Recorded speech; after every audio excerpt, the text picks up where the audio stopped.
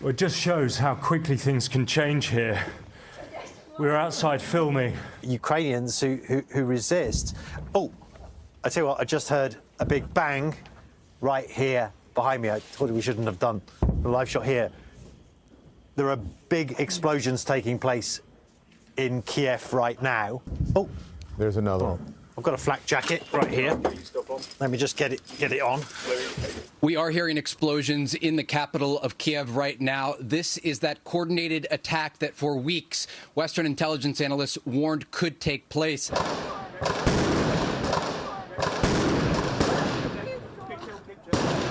Focus.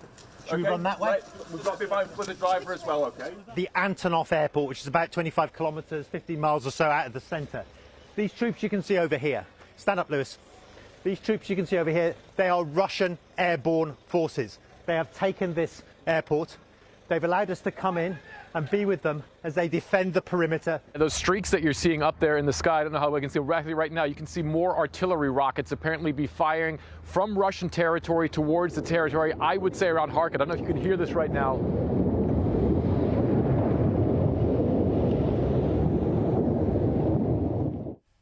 The situation is worsening by the hour, with Russian forces taking over strategic airstrips to enable them to bring in countless soldiers and artillery as Vladimir Putin tightens his grip on Ukraine. It is incredibly dangerous, and no matter of your opinion of the journalists from differing networks, those there on the ground in Ukraine right now have my respect and gratitude for bringing us information as this situation unfolds. And outside of the military action, there has also been an emotive plea from Ukraine to the rest of the world at a meeting of the UN Security Council. It's your duties as a chair. Call Putin, call Lavrov to stop aggression. And I welcome the decision of some members of this council to meet as soon as possible to consider the necessary decision that would condemn the aggression that you launch on my people. There is no purgatory for war criminals.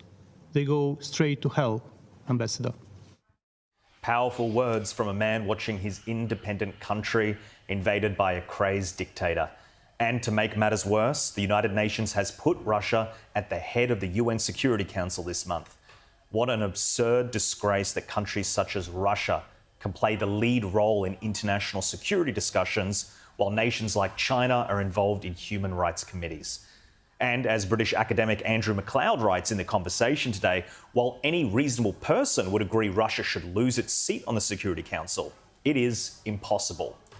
The desperate pleas of the Ukrainian ambassador were more meant for us, for the people watching around the world, because for Russia to lose its permanent seat, Professor MacLeod notes that it would require a vote from the UN General Assembly.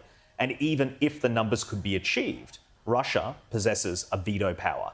This murderous regime will hold a seat on the Security Council forever. The UN is broken, and in the aftermath of this war, a serious discussion of reform is needed. But right now, what is the world doing? Putin is the aggressor. Putin chose this war, and now he and his country will bear the consequences. Today, I'm authorizing additional strong sanctions and new limitations on what can be exported to Russia. This is going to impose severe cost on the Russian economy, both immediately and over time. We have purposely designed these sanctions to maximize the long-term impact on Russia and to minimize the impact on the United States and our allies. Well, I'm sorry, President Joe Biden, but why on earth has it taken you so long to implement these more extreme sanctions?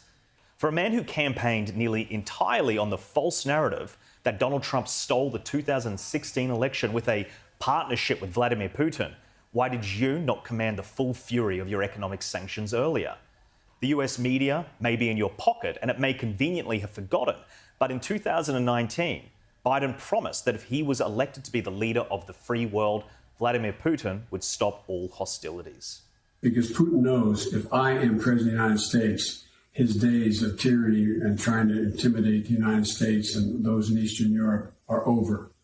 I'm going to stand up to him. He's a bully, just like the president. And I know he doesn't want me to be president, but to tell you what, when I'm president, things are going to change.